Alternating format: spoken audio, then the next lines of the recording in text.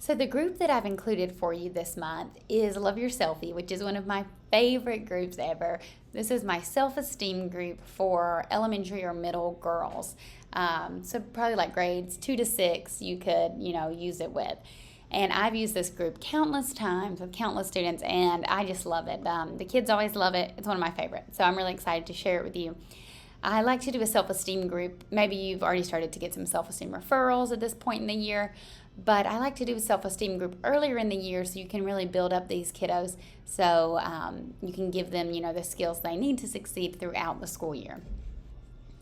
So you get an outline for each week. So it starts off with the All About Me introduction. So of course I have the ASCA aligned objectives here. And during this first session, you're going to establish your group rules and explain the feelings check. So you want to collaborate with the kiddos to come up with group rules unique to their group. So I have a paper for you to do that there. And then you want to go around and show them the feelings check poster and have them identify how they're feeling and why. So the group rules and the feelings check are something that you're going to do at the beginning of every session. But this first session, you're going to want to spend a little more time explaining exactly what to do. So I like to model for students and, use a consistent sentence structure like, I am feeling sad because my dog died. Or I am feeling happy because my mom packed bologna for lunch, or something silly like that.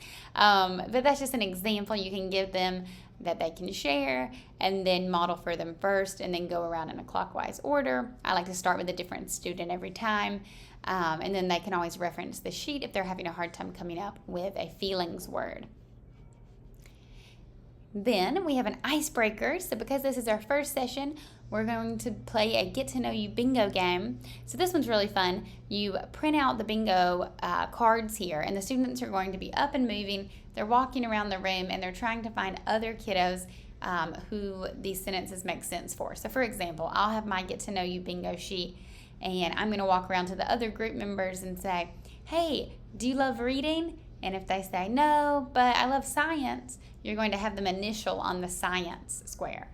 Or you would say, hey, is pizza your favorite food? And they say yes. Then you have them initial there. So you're learning a little bit about your fellow group members while trying to get a bingo.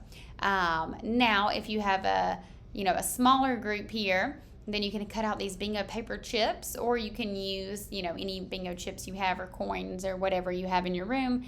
And you're going to read out the squares in random order, and if a square is true for that student, they would mark their card. So you could, this is good if you have like 3 or 4 students in the group. It might be a little small for them to be walking around. It may be easier for them to get a bingo this way. So then you would, randomly draw one. My favorite color is blue. Is anyone's favorite color blue? And maybe 2 of the 4 students say yes, then they would get to cross that one off. So it's a really fun way to get to know each other. And those are the chips.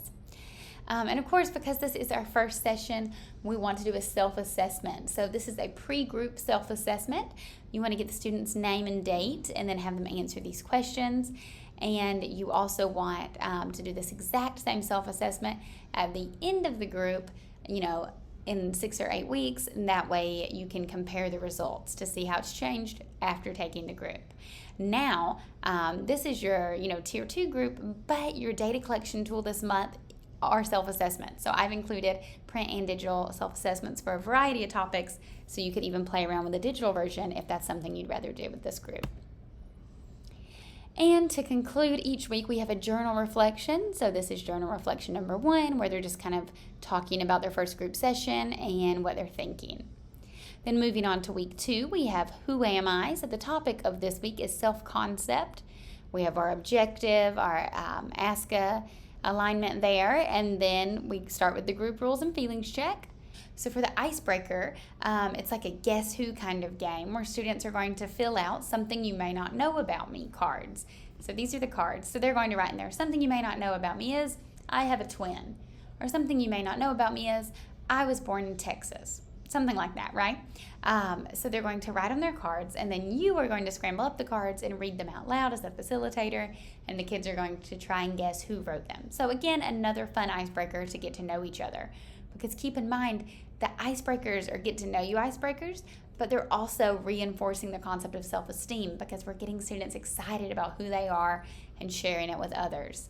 And then we have a Who Am I mirror. So this is where the kids can draw themselves in the mirror. And I like to encourage them not just to draw their face, but to write things that are important to them or things they like to do. So I'll have them draw themselves, so it can be a full body or a face, but around it draw, maybe a soccer ball if they like to play soccer, or an airplane if they like to travel, or a cat if they have a pet cat, something like that. And then journal reflection 2 is where they can reflect on who or what is in their mirror.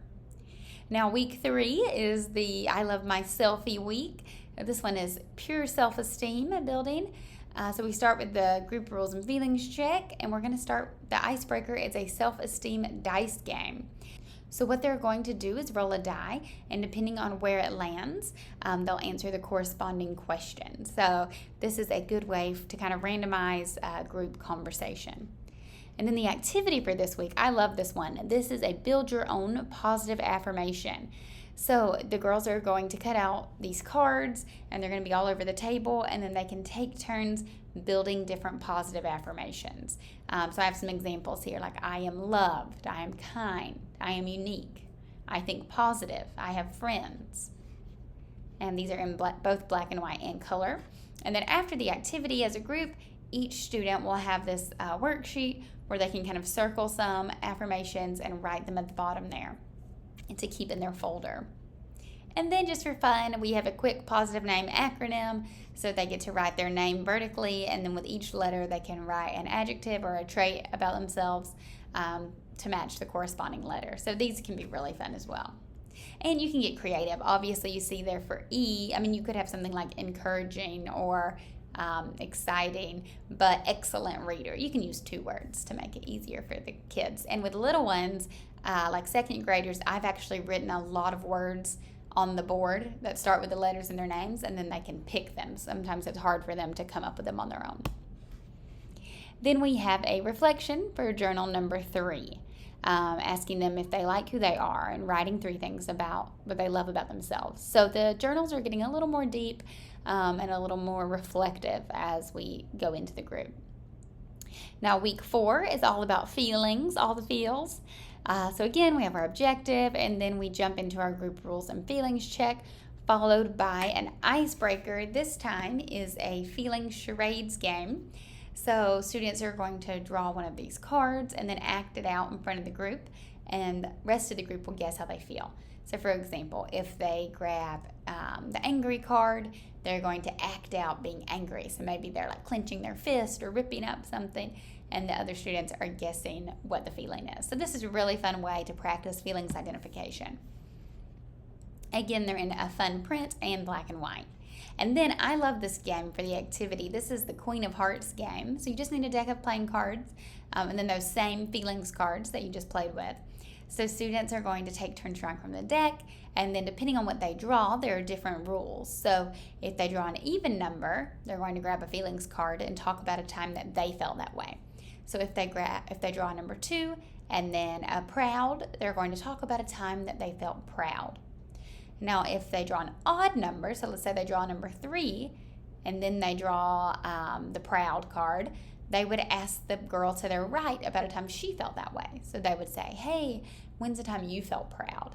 So this is really cool because depending on what you draw, you may answer for yourself or you may get to ask someone else. Now, a king, jack, or ace is a pass, and then the Queen of Hearts is the fun one. The entire group gets to answer. And I encourage you as the facilitator to answer as well. And then lastly, we have a tree of support. So I like to have a place where students can identify people in their support group who they can talk to if they're experiencing strong emotions. So after we talk about these emotions, let's talk about who they can talk to when they're experiencing them, if they want a little help. So you can, have them pick people at school, at home, in the community, family members, friends, teachers, coaches, anybody. So I have some examples there. Then we wrap it up with journal reflection number 4, talking about feelings. Week 5 is all about communication. Let's talk about it. So this one's great after you do your group rules and feelings check, of course. I love this icebreaker. This is to line up in birthday order.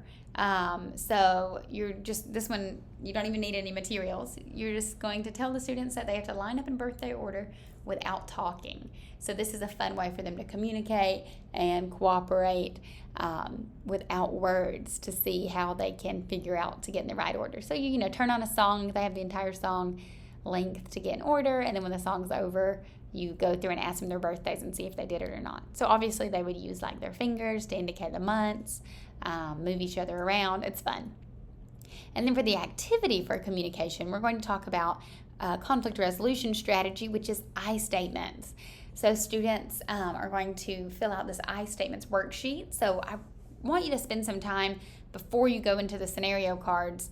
It's really important that you really review this as a group. So what I like to do is write this format, this fill in the blank format on the board, and then we go over a few examples together on the dry erase board. Then they get to do a sample one on the worksheet here, and then we move into the scenario game, because I really want to make sure they understand the format. So it's the I feel angry when you ignore me because it hurts my feelings. Next time, please listen to me.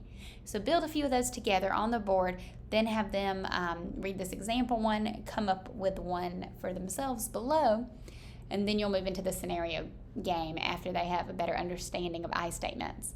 And I do encourage you to leave that format up on the board. I actually leave it on my board all the time, all year round, because when students come into my office with a problem, they can reference the format. So for the scenarios, students are going to draw the card, and then they're going to use an I statement to practice responding to the situation. So for example, your teammate isn't passing the ball during the game. They would say, I feel angry when you don't pass the ball to me because that's not fair. Next time, please try to include me. Something like that. Your friend didn't invite you to her birthday party. I felt sad when you didn't invite me to your birthday party because I thought we were friends. Next time, please invite me. Please include me. Something like that. So those can be really powerful in role play situations. And if someone wants to be vulnerable and volunteer, you can ask a group member to share a personal time, like something that's going on in their life right then, like a personal scenario, and you guys can brainstorm an I statement together as a group. So then they have their 5th journal reflection where they're talking about their communication skills. Now moving on to week 6, this one is about gratitude. So group rules, feelings check, and then this icebreaker has to do with some quotes. So you're going to divide the students into groups or pairs, and they're going to read their quote, discuss it with their small group you divided them in, and then share with the whole group what they think it means. So we have 3 gratitude quotes here, and we want them to reflect on these. Now for the little guys, this may be kind of hard, so you want to be supportive. You could even do these if you have younger students. You could just read it and then discuss as a whole group if you think splitting up may be too difficult. And then you have some gratitude discussion cards where you're going to have the kids talk. So take turns drawing the cards and then just discussing 3 places that they're grateful for, people they're grateful for, how can they show people they're grateful for them, something that they've learned that they're grateful for. And then the activity is that they're going to make gratitude cards. So get some construction paper and have the kids make a card for someone in their life, a teacher, a parent, a sibling, a friend, a community member, the custodian, the lunch lady, the bus driver, and just to show gratitude toward them. And then you can pass them out. It's a really powerful activity. And then they have a journal reflection on what they're most grateful for. Now, week 7, I love this one. This is a body image week. So even though this is primarily an elementary group, I think it's never too early to start talking about positive body image, as that contributes so much to our students' self-esteem.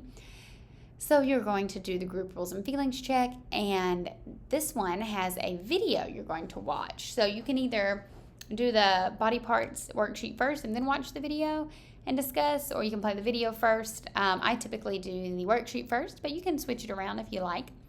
So the worksheet is that they're going to write how their body parts help them. So for example, this arrow is pointing at a foot, so they could write there, I love my feet because they help me run in soccer. Or I love my head because it holds my brain, which is smart. So these can be as deep or as simple as you want them to be, depending on the developmental age of the students. But the idea here is that they're looking at a body and they're identifying how they love their body. And it's not just, oh, my hair's pretty. We're trying to think of functional ways that our body is helping us. And then you watch this video. It's a Dove video. It's really powerful. It's on these sketches where a artist is sketching a woman based on her self-description, and then her friend or another person describes her. And the results are really remarkable because it just really goes to show how people are harder on themselves and their own self-image. So after watching the video, you can do some discussion cards on how students feel about their bodies. So what kind of activities help their body feel good? How can they take care of their bodies? What's their favorite body part, least favorite body part? This is week 7, so kids are hopefully feeling really comfortable in the group setting because these are some more personal questions. And then this journal reflection is asking them how they think differently about their body after today's group. Now for the final week, this is all about goal setting. So we're going to do group rules and feelings check as always. Then the icebreaker for this week is a dream career. So it's a guess who game again. So just like in the beginning when it was something you may not know about me, this one is dream career. So the kids are going to write, my dream career is a marine biologist, or my dream career is an actress, or my dream career is a president of the United States, whatever. They get to write them, and then you scramble them up and read them, and we get to guess who said who. So by this point in the group, the kiddos probably know each other a little better. It's been 8 weeks, and so maybe they can guess some accurately, which is kind of fun. Now they get to draw a picture of me in 10 years. This is kind of like that mirror we did in the beginning, but it's them in 10 years. So think to the future. So it doesn't just have to be their face. It can be their activities. Who are they with? Where do they live? How are they different? How are they the same? So give them some time to work on that worksheet and then discuss as a group. And then it is a goal-setting activity. So students are going to set a short-term goal and a long-term goal. So there's a few examples here, but you want to help them understand the difference between short and long-term goals, and then you're going to identify action steps. So what they can do today, tomorrow, or next week regarding their short-term goal, and then what they can do this week, this month, and this year regarding their long-term goal. Then you wrap it up with a self-assessment. Again, this is that exact same one. Get their name and date, and then you can track the data to see how their answers have changed over the course of the group. Then they have one final journal reflection, and that's talking specifically about their goals, and then in general, what have they learned from the group. So like I said, I love this group. I hope you love it as much as I do, and that your students really benefit.